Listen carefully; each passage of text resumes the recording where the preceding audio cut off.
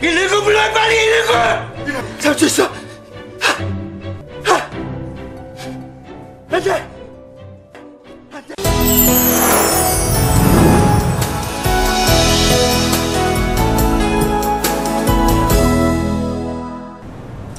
조금 전 벌어진 상황. 혹시 드라마의 한 장면이나 남의 일이라고만 생각하고 있진 않으신가요?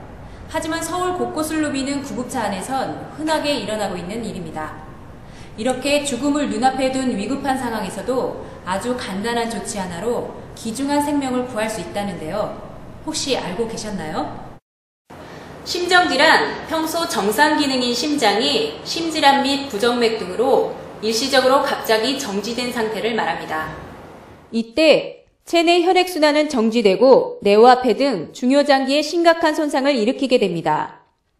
4에서 6분가량 이런 상태가 지속되면 뇌의 기능이 정지되고 결국 생명을 잃게 됩니다. 때문에 심정지가 오면 즉각적인 심폐소생술이 필요합니다.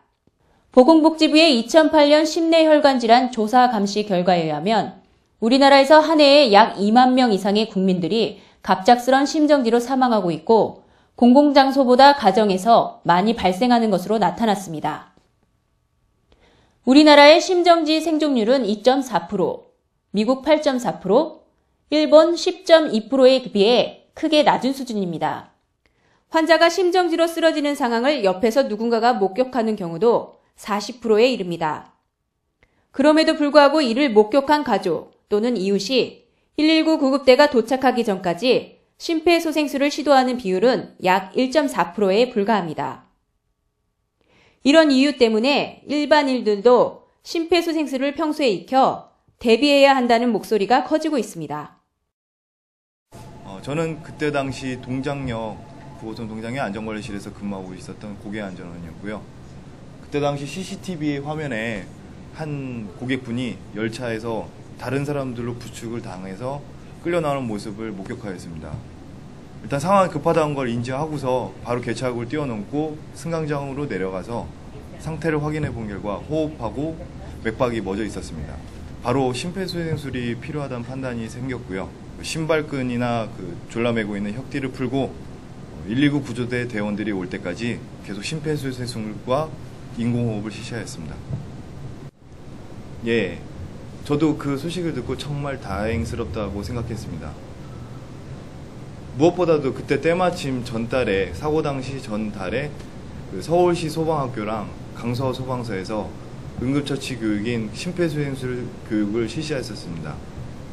그때 배웠던 교육이 실제 생명을 구하는데 이렇게 도움을 줄 수 있다는 게 정말 만족스럽고 보람찬 일이었습니다. 심폐소생술, 과연 어떤 것이기에 5분 만에 한 사람의 생명을 좌우하는 것일까요? 심폐소생술이란 심폐정지, 즉 우리가 흔히 말하는 심장마비가 발생했을 때 인공적으로 혈액을 순환시키고 호흡을 도와 생명 유지에 필요한 산소를 조직에 공급하는 기술입니다. 여러분, 심폐소생술이 무엇인지 궁금하지 않으세요? 지금부터 성인과 소아의 심폐소생술과 자동 제세동기 사용법에 대해 하나씩 배워나가도록 하겠습니다.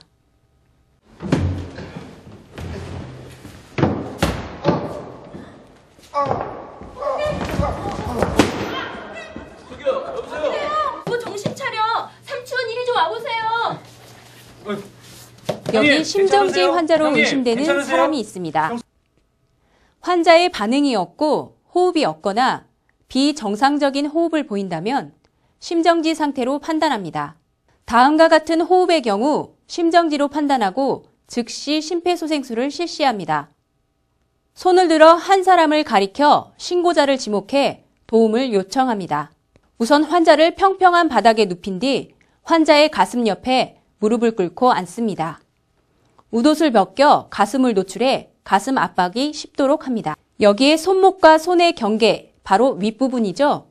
이해를 돕기 위해 손꿈치라 칭하겠습니다. 가슴 중앙에 손꿈치를 놓고 그 위에 다른 손을 포갠 뒤 손가락은 깍지를 껴서 환자의 가슴에 닿지 않도록 합니다. 그리고 팔꿈치를 펴고 팔이 바닥에 수직을 이룬 상태에서 체중을 이용해 압박해야 합니다. 팔꿈치를 곧게 펴서 환자 가슴을 5 내지 6cm 깊이로 수직으로 누릅니다. 압박 후엔 가슴이 원래의 위치대로 오도록 힘을 빼줘야 하고요. 이렇게 1분에 100회의 속도로 30회 반복합니다. 하나, 둘, 셋, 넷, 다섯, 여섯, 일곱, 여덟, 아홉, 열, 열하나, 열둘, 열세, 열네, 열다섯, 열여섯, 열일곱, 열여덟, 열아홉, 스물, 스물하나, 스물둘, 스물세, 스물네, 스물다섯, 스물여섯, 스물일곱, 스물여덟, 스물아홉, 서른. 기도의 유지는 한 손은 환자의 이마위에 얹어서 머리를 젖히고 한 손으로 턱을 들어 올려줍니다.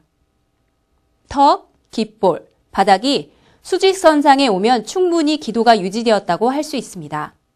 기도를 유지한 손을 그대로 한 채 1초 동안 가슴이 부풀어 오를 정도로 2회 숨을 불어넣습니다.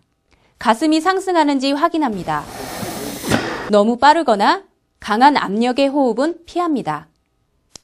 여기서 잠깐 자동 제세동기에 대해 알아볼까요? 자동 제세동기는 심정지가 발생한 환자의 심장을 전기적 충격을 통해 소생시켜주는 장비입니다. 사용 방법이 아주 쉬워 누구나 쉽게 사용할 수 있는 기기로 구급차가 도착하기 전이라도 심정지 환자를 살릴 수 있는 아주 중요한 장비입니다. 심폐소생술을 시행하는 도중 자동 제세동기가 도착하면 먼저 자동 제세동기를 심폐소생술에 방해가 되지 않도록 위치시킨 뒤 전원 버튼을 누릅니다. 이후 2개의 패드를 포장지에 그려져 있는 대로 환자의 가슴에 단단히 부착합니다. 제세동이 필요한 경우라면 제세동이 필요합니다 라는 음성 또는 화면 메시지와 함께 자동 제세동기 스스로 제세동 에너지를 충전합니다. 이후에 제세동 버튼을 누르세요 라는 음성이나 화면 지시가 나오면 환자와 접촉한 사람이 있는지 확인한 뒤에 제세동 버튼을 누릅니다.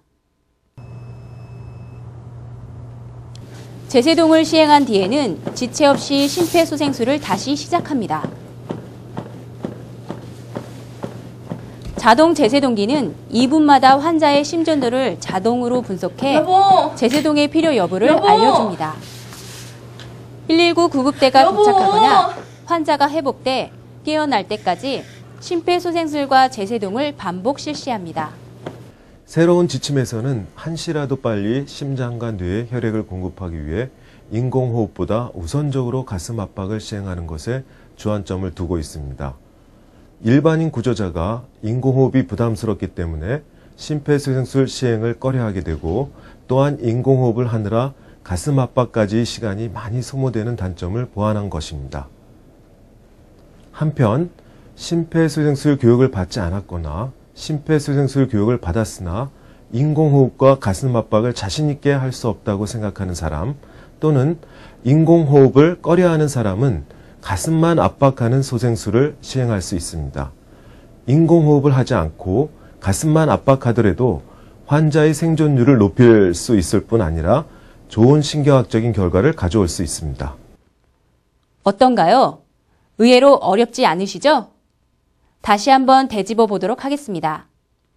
가슴 중앙에 손꿈치를 놓고 손가락 끝이 환자의 가슴에 닿지 않도록 깍지를 낀 모양, 그리고 수직으로 편 팔, 기억하시나요?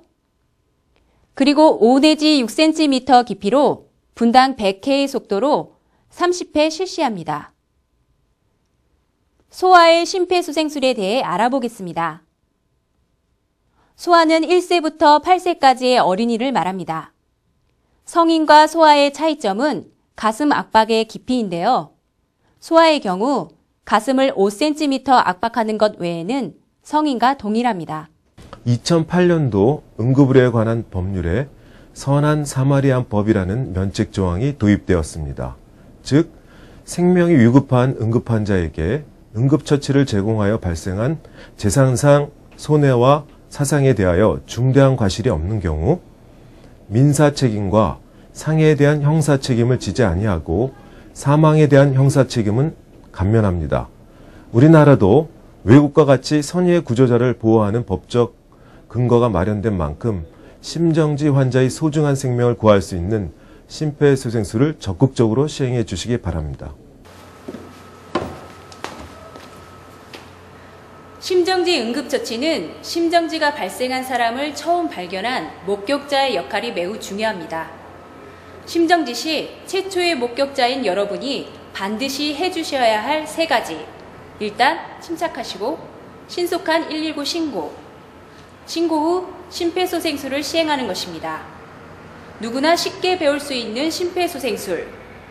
나의 가족은 물론 다른 사람의 생명을 구할 수 있는 만큼 평소 지속적인 관심과 실천 의지가 무엇보다 중요합니다.